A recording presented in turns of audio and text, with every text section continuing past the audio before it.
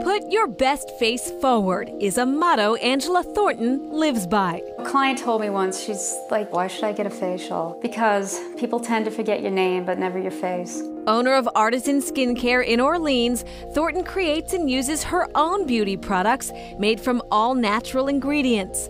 Thornton's grandfather, a Native American, sparked her interest in becoming a holistic esthetician. He had a garden and he used to take me through it and teach me what was good, what was bad. I just thought it was so neat to think of, wow, like we can, heal ourselves, like in the backyard where the dirt is. She says most personal care products and cosmetics are made with chemicals that can be harmful. I'll look at the ingredients and be like, geez, this is like the last thing you want to do. Whether it's drugstore level or even sometimes professional or pharmaceutical level, it can carry the same synthetics that are not good for your body. Unlike food, the law does not require cosmetic products and ingredients other than color additives to have FDA approval before they go on the market.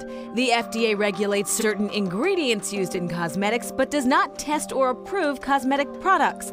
Dr. Darren Detweiler explains. FDA regulated pertains to adulteration and labeling, as opposed to FDA approved, which would imply that it was tested by the FDA, specifically went through processes that essentially the FDA endorses. It's actually a good thing the Food and Drug and Cosmetic Act of 1938 was written so well that the good majority of it is still in effect today. Why don't we just properly enforce those existing laws that are on the books? The FDA does not actually require any type of safety testing on chemicals put into cosmetics or personal care products, aside from 11 chemicals and some color additives. So really manufacturers can put whatever they want into personal care products without showing any data showing that this chemical is safe. In the U.S., the FDA has only banned or restricted 11 chemicals from cosmetics. Compare that to the European Union, where more than 1,300 chemicals are banned from cosmetics.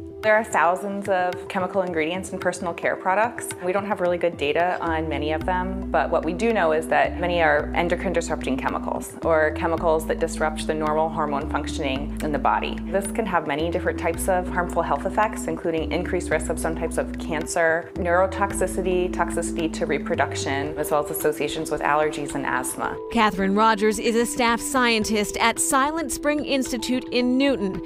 Here, researchers partner with physicians, public health, and community advocates to identify connections between environmental chemicals and women's health. Parabens are used as chemical preservatives in many different personal care products. In a recent study, the Institute found there may be a connection between parabens in personal care products and breast cancer. In certain types of breast cancer cell lines, the parabens were 100 times more potent at binding to the estrogen receptor than in other types of breast cancer cell lines.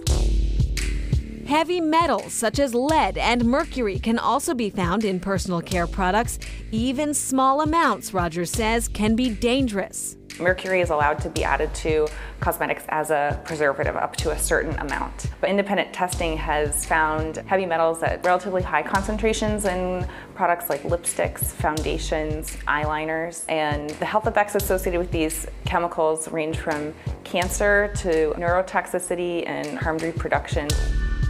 For Thornton, the health of her clients was her motivation for creating clean cosmetics. The first thing I tried to make was an oil cleanser, and people started using it, and I noticed a dramatic difference in their skin. I got the idea of an oil cleanser opposed to a water-based cleanser because in Europe, they wash with oil.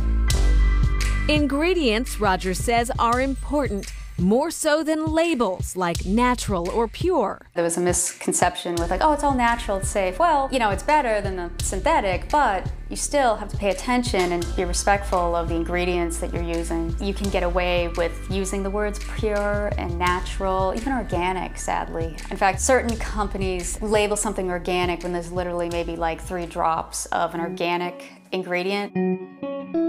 So how do we know exactly what's in our stuff? there's an app for that. Silent Spring Institute created a free mobile app called Detox Me. It helps people walk through safer choices to consider when buying personal care products, as well as safer choices in other areas of our life. And if you're still not sure, experts say simplicity is always beautiful. When you keep adding like all these different ingredients, and even, companies are using all natural, I look at the label and there's like, 80 herbs. So your body's trying to figure all that out, but you just got to make sure that what you are using is going to work. We're exposed to so many different products throughout our day, and with things like personal care products, we have continual exposure. So even small changes that we can make to our practices are going to reduce our exposures and hopefully have a good impact on our health.